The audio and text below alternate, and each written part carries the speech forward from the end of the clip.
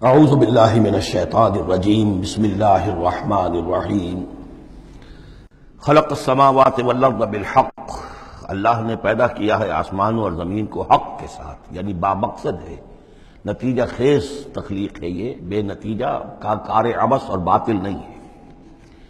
یکبر اللیل علی النہار، وہ رات کو لپیٹ دیتا ہے دن پر، ویکبر النہار علی اللیل، اور دن کو لپیٹ دیتا ہے رات پر۔ اب یہ جو ہے کہیں یولج اللیل فی النہار آتا ہے، کہیں یکبر آ رہا ہے، تو یہ مختلف جو الفاظ ہیں، تعبیرات ہیں، لیکن مقصد کیا ہے کہ یہ دن اور رات ہے تو نہیں ہے۔ آپ کو معلوم ہے کہ پورا نظام جو چل رہا ہے اسی کے حوالے سے ہے، پورا عالم نباتات کا جو ریسپیریشن کا نظام ہے وہ اسی کے ساتھ متعلق ہے، لہذا یہاں کوئی شے بھی بے مقصد نہیں ہے۔ جب کوئی شے بے مقصد نہیں ہے تو انسان کیسے بے مقصد ہو سکتا ہے؟ کس لیے اس کو پیدا کیا؟ حدیث میں جیسا کہ آیا کہ انما الدنیا خلقت لکم وانتم خلقتم للآخرہ، دنیا تمہارے لیے بنائی گئی لیکن تم آخرت کے لیے بنائے گئے ہو۔ جب تک کہ آخرت کا تصور نہ ہو، پھر انسان کا، خاص طور پر انسان میں جو اخلاقی حص ہے، ایک مورل سینس ہے اس کے اندر، کچھ چیزیں اچھی ہیں کچھ بری ہیں، اس کا احساس ہے اس کے اپنے اندر، تو اس کا کوئی نتیجہ کہاں آخر نکل رہا ہے دنیا میں؟ اس کے لیے دوسری زندگی اور بعد سے بعد الموت لازمی ہے۔ وسخر الشمس والقمر، اور اس نے مسخر کر دیا سورج کو بھی اور چاند کو بھی، کل یجری لاجل مسمى، یہ سب کے سب چل رہے ہیں ایک وقت معین تک کے لیے۔ الا هو العزیز الغفار، آگاہ ہو جاؤ وہ زبردست ہے اور بخشنے والا ہے۔ خلقکم من نفس واحدۃ ثم جعل منها زوجها، اس نے بنایا تمہیں ایک ہی جان سے، ایک ہی جی سے۔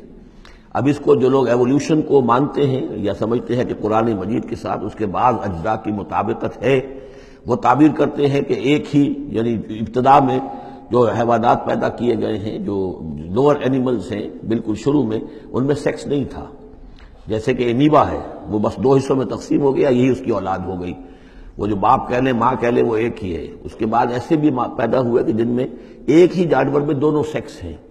یہ جو راؤنڈ ورم ہوتا ہے، راؤنڈ ورم جو برسات میں جو نکل آتے ہیں بہت لمبے لمبے سے کیڑے، یہ ہرمافرڈائٹ ہیں، ان کے اندر میل اور فیمیل آرگنز دونوں ایک کے اندر موجود ہوتے ہیں۔ تو اس طریقے سے رفتہ رفتہ پھر ڈفرینسیشن ہوئی، میل علیحدہ ہو گیا، فیمیل علیحدہ ہو گئے۔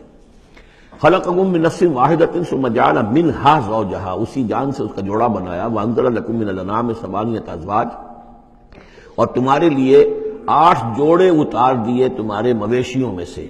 عام طور پر عرب میں جو مویشی موجود تھے ان میں سے اونٹ نر اور مادہ، گائے نر اور مادہ، اسی طریقے سے بھیڑ نر اور مادہ، اور بکری نر اور مادہ، یہ جو ہیں ان کے ہاں یہی مویشی تھے۔ ثمانیۃ ازواج، یہ سورہ انعام میں بھی آ چکا ہے، وہ ہمیں یاد ہوگا۔ من الابل اثنین ومن البقر اثنین ومن المعز اثنین، یہ وہاں آ چکا ہے۔ یخلقکم فی بطون امہاتکم، اور وہ تمہیں پیدا کرتا ہے تمہاری ماؤں کے پیٹوں میں، خلقن بعد خلق، ایک خلق کے بعد دوسری خلق، تخلیق کے بعد مراحل ہیں اس کے، نطفہ ہے، علقہ ہے، مضغہ ہے، مخلقہ اور غیر مخلقہ، پھر اس کو اور پھر خلقن آخر، ایک اور ہی تخلیق ہے۔ اس پہ میں عرض کر چکا ہوں کہ اس موضوع پر ضربہ سلام جو ہے قرآن مجید کا، وہ سورہ مومنون کا پہلا رکوع ہے۔ فی ظلمات ثلاث، یہ ذکر یہاں آیا ہے، 3 پردوں کے اندر تخلیق ہو رہی ہے۔ یعنی ایک پردہ یہ پیٹ کی دیوار ہے، جو مردوں کی بھی دیوار ہے، یہ پیٹ کی ایبڈومینل وال ہے۔ دوسرا پردہ پھر جو یوٹرس ہے، رحم ہے ماں کا، اس کی موٹی دیوار ہے۔ تیسری وہ جھلی ہے جس میں کہ وہ بچہ جو ہے جنین لپٹا ہوا ہوتا ہے۔ اب دیکھیے یہ بھی ظاہر بات ہے، اس وقت جو ہے جینیٹکس بھی نہیں پڑھائے گئے تھے، نہ یہ پڑھائی گئی تھی ایمبریولوجی، کچھ بھی نہیں تھا، لیکن فی ظلمات ثلاث، یہی وجہ ہے جو میں نے آپ کو بار بار بتایا ہے کہ کیتھل مور، جو کہ ایمبریولوجی پر اس وقت دنیا کی سب سے بڑی اتھارٹی سمجھا جاتا ہے، اس نے مانا ہے کہ قرآن مجید میں جس طریقے سے یہ بیان ہوا ہے واقعتاً حیران کن ہے۔ تو 3 پردوں کے اندر اللہ جیسا چاہتا ہے بنا رہا ہے، اس کا منہ قلم تو اللہ ہی کر رہا ہے، شکل بنا رہا ہے اس کی جو بھی کر رہا ہے، اب ہم اس کو تشبیہ تو نہیں دے سکتے، لیکن اللہ بنا رہا ہے۔ یخلقکم فی بطون امہاتکم، وہ بناتا ہے، تخلیق کرتا ہے تمہاری ماؤں کے پیٹوں میں، خلقن بعد خلقن، ایک طرح سے دوسری طرح، ایک درجے کے بعد دوسرا درجہ، فی ظلمات ثلاث، 3 اندھیروں میں۔ ذالکم اللہ ربکم، وہ ہے اللہ تمہارا رب۔ لہ الملک، بادشاہی بھی اسی کی ہے، لا الہ الا هو فانا تصرفون، اس کے سوا کوئی معبود نہیں ہے، تو کدھر پھیرے جا رہے ہو، پھرائے جا رہے ہو۔ ان تکفروا فإن اللہ غنی عنکم، اگر تم کفران نعمت کرتے ہو، کفر کرتے تو اللہ غنی ہے، اسے تمہاری کوئی ضرورت نہیں ہے، احتیاج نہیں ہے، یہ نہ سمجھو کہ اس کی سلطنت میں کوئی کمی آ جائے گی۔ ولا یرضی لعبادہ الکفر، لیکن وہ اپنے بندوں سے کفر پر راضی نہیں ہے، اختیار تو اس نے دیا ہے، اما شاکرا و اما کفورا، چاہو تو شکر گزار بندے بنو، چاہو کفران نعمت کے روش اختیار کر لو، چوائس از یورس، لیکن یہ جان لو اللہ راضی نہیں ہے کفر پر، راضی وہ ہوتا ہے وَإِن تَشْكُرُوا يَرْضَهُ لَكُمْ، اگر تم اس کا شکر کرو، اس کی تعریف کرو، اس کی بندگی کرو، پھر وہ تم سے راضی ہوگا۔ وَلَا تَزِرُ وَازِرَةٌ وِزْرَ أُخْرَىٰ، اور نہیں اٹھائے گی کوئی اٹھانے والی جان کسی دوسری جان کے بوجھ کو۔ ثُمَّ إِلَىٰ رَبِّكُمْ مَرْجِعُكُمْ، پھر تمہارا لوٹنا ہے اب تمہارے رب ہی کی طرف، فَيُنَبِّئُكُمْ بِمَا كُنتُمْ تَعْمَلُونَ، پھر وہ تمہیں بتا دے گا، متنبع کر دے گا جو کچھ کہ تم کرتے رہے تھے۔ انہ علیم بذات الصدور، یقیناً وہ جاننے والا ہے سینوں کے اندر چھپی ہوئی باتوں کا بھی، جو راز ہیں تمہارے سینوں میں۔ وَإِذَا مَسَّ الْإِنسَانَ ضُرٌّ دَعَا رَبَّهُ مُنِيبًا إِلَيْهِ، اور جب انسان کو کوئی تکلیف پہنچتی ہے وہ اپنے رب کو پکارتا ہے، دعائیں کرتا ہے اس کی طرف رجوع کرتے ہوئے۔ ثُمَّ إِذَا خَوَّلَهُ نِعْمَةً مِّنْهُ، اور جب اللہ تعالیٰ اس کو اڑا دیتا ہے، اس کے گرد اپنی نعمت کا خول لے آتا ہے، خولہ، اسے لپیٹ لیتا ہے اپنی نعمت میں، نسی ما کان یدعو الیہ من قبل، تو جو پہلے وہ جس چیز کے لیے اللہ سے دعائیں کر رہا تھا سب بھول جاتا ہے۔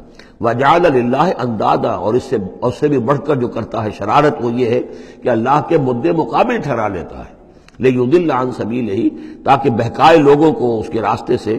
قل تمتع، تو اللہ تعالیٰ کی طرف فرمایا جا رہا ہے نبی کہہ دیجئے اٹھا لو کچھ دنیا کے کچھ جو مزے ہیں وہ لوٹ لو، بے کفر کا، اپنے کفر کے ساتھ، قلیلاً، لیکن بہت کم، چند دن کی زندگی ہے، اس میں جو تمہیں عیاشی کرنی ہے کر لو۔ انک من اصحاب النار، پھر مستقل طور پر تو تم آگ والے ہو، تمہیں آگ کے اندر جھونکا جائے گا۔ امن هو قانت آناء اللیل ساجدا وقائما یحذر الآخرۃ ویرجو رحمت ربہ، اس صورت میں یہ خاص اسلوب کئی مرتبہ آئے گا کہ ایک چیز کو، ایک جملے کو آگے نامکمل چھوڑ دیتے ہیں کہ اسے خود انسان پر کرے، فل ان دی بلینک، وہ خود بخود اس کے اندر مقدر تو ہے لیکن اس کو واضح طور پر نہیں کیا جاتا، مثلا اس کی مثال، اور یہ کئی دفعہ آئے گا اسلوب۔ اب من ہوا قانت آناء اللیل، بھلا وہ شخص کہ جو کھڑا رہتا ہے، بندگی کرتا ہے رات کے وقت بھی، ساجدن و قائمن، کبھی سجدے میں پڑا ہوا ہے کبھی کھڑا ہوا ہے، یحذر الآخرۃ، جو آخرت سے ڈرتا رہتا ہے، وہ یرجو رحمت ربہ، اور ساتھ ہی اپنے رب کی رحمت کا امیدوار بھی ہے، بس آگے کچھ نہیں۔ مراد کیا ہے؟ کیا بھلا یہ شخص کمن ہوا غافل، کیا برابر ہو جائے گا اس کے کہ جو غافل ہے؟ بھلا وہ شخص جس کی کیفیت یہ ہے کہ وہ فرما بردار ہے، راتوں کے اوقات میں بھی، سجدے میں بھی، اور کھڑے ہو کر بھی اللہ کی بندگی کرتا ہے، آخرت کا خوف اس کے دل میں ہے، لیکن اپنے رب کی رحمت کی امید بھی ہے۔ کمن ہوا غافل، کیا وہ شخص برابر ہو جائے گا اس کے کہ جو غافل ہے؟ قل، کہہ دیجئے، حل یستوی الذین یعلمون والذین یعلمون، کیا برابر ہو سکتے ہیں وہ لوگ کہ جو علم رکھتے ہیں اور وہ کہ جو علم نہیں رکھتے؟ انما یذکر اولو الالباب، حقیقی نصیحت اور سبق تو حاصل وہی کرتے ہیں کہ جو عقل مند لوگ ہیں۔ صدق اللہ العظیم۔